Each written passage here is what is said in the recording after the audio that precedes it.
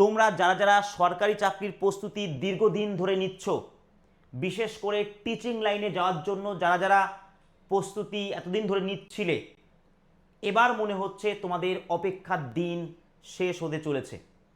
আজকে আমাদের মাননীয় মুখ্যমন্ত্রী শুভেন্দু অধিকারী অনেক কিছু ঘোষণা করেছে এবং এটাও বলেছে 6 তারিখে তোমাদের জন্য কিন্তু বিশেষ কিছু অ্যানাউন্সমেন্ট আসতে চলেছে। তো সেইগুলোই আমরা এখানে আলোচনা করব। ঠিক আছে, প্রথম থেকে লাস্ট পর্যন্ত অবশ্যই দেখো। তার আগে বলে দিই, তুমি যদি এই চ্যানেলটাকে সাবস্ক্রাইব না করো, সবার আগে এই চ্যানেলটাকে সাবস্ক্রাইব করো, কারণ অন্যান্য জায়গায় যেগুলো পেড ব্যাচে তুমি পাবে সেই জিনিসটা এখানে ফ্রি অফ কস্টে পাবে। যেমন যেমন তুমি একাই 100 এই সিরিজটা গ্রাম পঞ্চায়েতের জন্য চালানো হচ্ছে, পুরো থিওরি ক্লাস, এমসিকিউ নয় কিন্তু। এবং তুমি যদি কোথাও অন্য কোথাও ভর্তি হওয়ার চিন্তা ভাবনাও করো, আমি তোমাকে রিকোয়েস্ট করব 3 থেকে 4টে দিন একটু ক্লাস করো। 2টো ক্লাস অলরেডি হয়ে গেছে, তাহলে তুমি বুঝতে পারবে যে এটা পেড ব্যাচ থেকে কোনো অংশে কিন্তু কম নয়। তোমার ক্লাস ভালো লাগবে, এর গ্যারান্টি আমার। তারপর যদি না ভালো লাগে তখন অন্য কোথাও ভর্তি হয়ে যেও, কিন্তু এইটা সম্পূর্ণ ফ্রিতে তুমি পাবে। 800-900 টাকার কোর্স তুমি পেয়ে যাচ্ছ এখানে ফ্রিতে।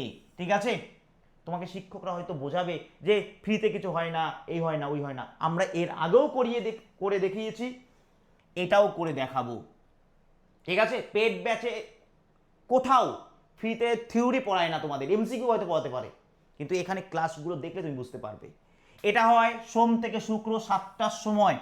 আজকেও ক্লাস আছে ইংলিশ, 4জন টিচার এখানে ক্লাস করায়। এখানে অফিসার সিরিজ মিসকেলিনিয়াস সার্ভিসের জন্য 12টা থেকে, সোম থেকে শুক্র দুপুর 12টার সময় এই ক্লাসটা হয় মিসকেলিনিয়াসের জন্য। ডাব্লিউবিসিএস এ তোমরা সময় পাওনি, কিন্তু মিসকেলিনিয়াসে পরীক্ষার আগে তোমাদের কিন্তু রেডি করে দেওয়া হবে, এবং এটাও ফ্রি সিরিজ। এর পিডিএফ নোটও তুমি কিন্তু ফ্রি অফ কস্টে পাবে। ঠিক আছে, checkmate ultimate revision for upper primary, এরপর অনেকভাবে অনেকগুলো সিরিজ আমরা কমপ্লিট করেছি আপার প্রাইমারির জন্য। যখন কেউ পড়ায়নি, কোনো অ্যানাউন্সমেন্ট নেই, তখন আমরা পড়িয়েছি।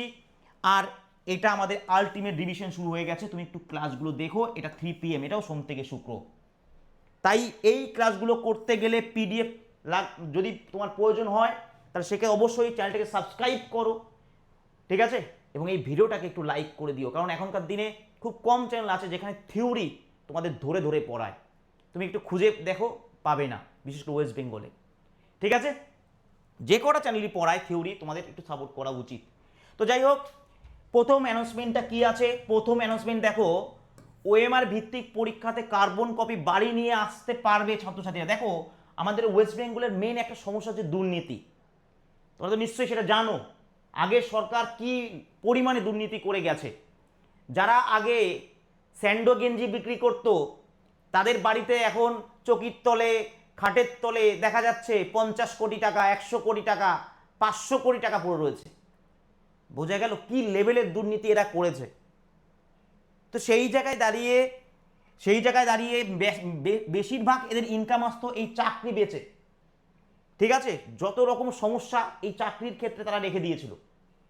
কার্বন কপি তো থাকবে, কিন্তু কার্বন কপি তুমি বাড়ি নিয়ে যেতে পারবে না। তাহলে এটা রেখে কি লাভ? এই কার্বন কপি যেটা এবার থেকে ছাত্রছাত্রীরা বাড়ি নিয়ে আসতে পারবে, এটা কিন্তু আমার কথা নয়, এটা মুখ্যমন্ত্রীর কথা।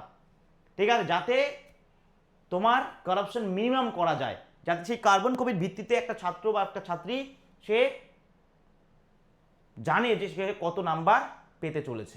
ঠিক আছে, তাহলে এই একটা বড় অ্যানাউন্সমেন্ট। আমার মনে হয় এটা দুর্নীতিকে কিন্তু অনেকটাই দমিয়ে দেবে। ঠিক আছে, এটা খুব ভালো একটা ডিসিশন, খুব মারাত্মক একটা ডিসিশন, এটা আমি সমর্থন করি, বা খুব ভালো, এটা দরকার ছিল। আচ্ছা, ইন্টারভিউয়ে যতটা সম্ভব কম নম্বর থাকবে। ওই যে বলে না ঘুঘুর বাসা, এইগুলোই হচ্ছে সেই ঘুঘুর বাসা।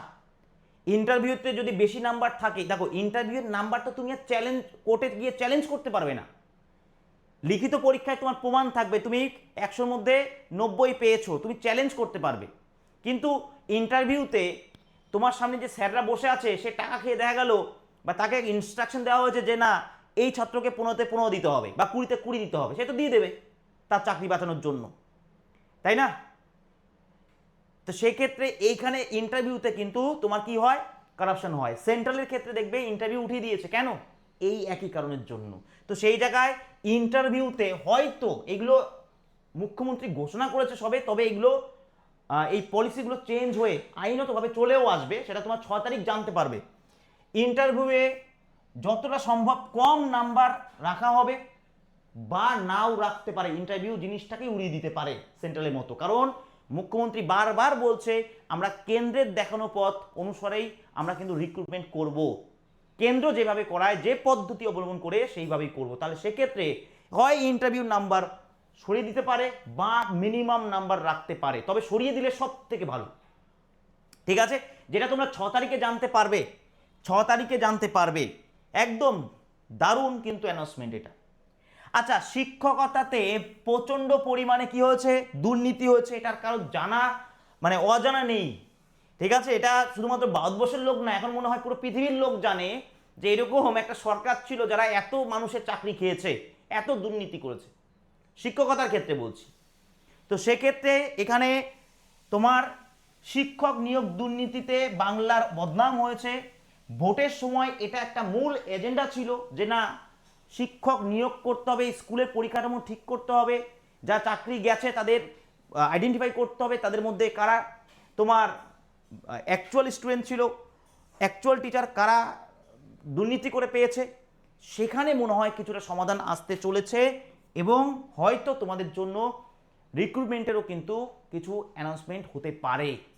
ঠিক আছে, ক্লিয়ার? কারণ এখানে রাজ্য সরকার যখন মানে পলিটিক্যাল ক্যাম্পেইন করছিল বিজেপি গভর্নমেন্ট, তখন কিন্তু একটা বড় এজেন্ডা ছিল এদের যে বেকারদের চাকরি দিতে হবে। আর এই সরকার আসার পেছনে এটা আমার মনে হয় যদি সব থেকে বেশি ভূমিকা কারো থাকে সেটা হচ্ছে বেকারদের, বেকারদের, বেকারদের পরিবারদের। একটা শিক্ষিত ছেলে তার পরিবাররা কিন্তু সমর্থন করেছে বিজেপিকে। ঠিক আছে, তারা দেখেছে যে কি হচ্ছে তার ছেলে বা মেয়ের সাথে, তারা কিন্তু ভোট দিয়েছে। ঠিক আছে, আজকে পুরো পশ্চিমবঙ্গে যদি 50 লাখও তোমার যুবক থাকে, বেকার যুবক থাকে, চাকরিজীবী মানে অ্যাসপিরেন্ট থাকে, তাহলে তাদের পরিবারে 4টে করে ফ্যামিলি ধরলেও 1 কোটি লোক, 2 কোটি লোক। পুরো পশ্চিমবঙ্গে ভোটই দিয়েছে 5 কোটি, পশ্চিমবঙ্গে ভোটই দিয়েছে 5 থেকে 6 কোটি লোক, তাই না? এরকমই হবে হয়তো। তো তার মধ্যে 1-1.5 কোটি বা 2 কোটি ওই চাকরিজীবী মানে বেকার ছেলে বা তাদের পরিবার, এরা কিন্তু এই সরকারকে সাপোর্ট করেছে। তাই সরকারের উচিত বেকারদের চাকরি দেওয়া। আমরা যখন আমার ক্লাস যারা করো, পেড ব্যাচে যারা ক্লাস করো, দেখবে আমি কিন্তু প্রত্যেকটা বিষয় নিয়ে সরকার সমালোচনা করেছি, যেখানে ভুল সেখানে বলেছি। ঠিক আছে, আমাদের মতো অনেক টিচাররাও কিন্তু হয়তো ডাইরেক্ট নয়, পরোক্ষভাবেও কিন্তু সাহায্য করেছে। ঠিক আছে, তো সেক্ষেত্রে অবশ্যই কিন্তু বেকারদের কথা সবার আগে ভাবতে হবে। এই করব ওই করব বললে হবে না, বেকারদের কথা কিন্তু ভাবতে হবে। ঠিক আছে, আচ্ছা, রিক্রুটমেন্ট পলিসি চেঞ্জ করার জন্য নতুন আইন আসবে। রিক্রুটমেন্ট পলিসি বলতে এটাও ঘোষণা হয়েছে যে রিক্রুটমেন্টের যে প্রসেস, যেখানে তোমার সমস্যা রয়েছে সেইগুলোকে চেঞ্জ করা হবে। এবং বিশেষ করে কেন্দ্রের যে নিয়ম সেই অনুসারে, কেন্দ্র যেভাবে পরীক্ষা কন্ডাক্ট করা সেই অনুসারে চলবে। সেটা তোমরা 6 জুন জানতে পারবে, আর মাত্র কিছুদিনের অপেক্ষা। ঠিক আছে, 100 রোস্টার পয়েন্টকে মেনে চলতে হবে, কেন্দ্রের নিয়মেই কিন্তু নিয়োগ হবে। তো সেক্ষেত্রে এই বিষয়গুলো আজকে প্রেস কনফারেন্সে আমাদের মাননীয় মুখ্যমন্ত্রী শুভেন্দু অধিকারী বলেছে। তো সেক্ষেত্রে 6 তারিখ এটাও বলা হয়েছে যে 6 তারিখে তারা অফিসিয়ালি বিষয়গুলোকে নিয়ে আসবে। সেখানে রিক্রুটমেন্ট পলিসি সেটা চেঞ্জ হবে, কোথায় কোথায় সমস্যা আছে সেগুলো ঠিক হবে, এবং 100% শিওর কোনো না কোনো রিক্রুটমেন্টের কথা কিন্তু তারা বলতে চলেছে।